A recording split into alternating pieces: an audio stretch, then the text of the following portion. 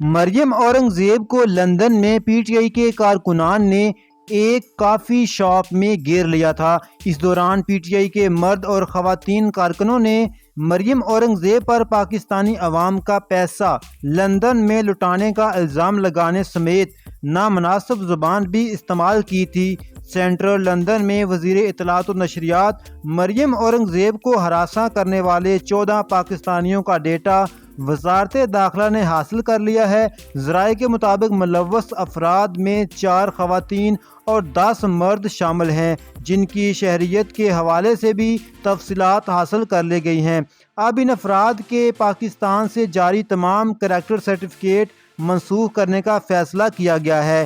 ذرائع کا بتانا ہے کہ کریکٹر سرٹیفکیٹ وزارت داخلہ اور مختلف پولیس افسران کی جانب سے جاری کیے گئے تھے۔ ان افراد کے سمارٹ شناختی کارڈ اور پاسپورٹ منسوخ کرنے پر بھی غور کیا جا رہا ہے۔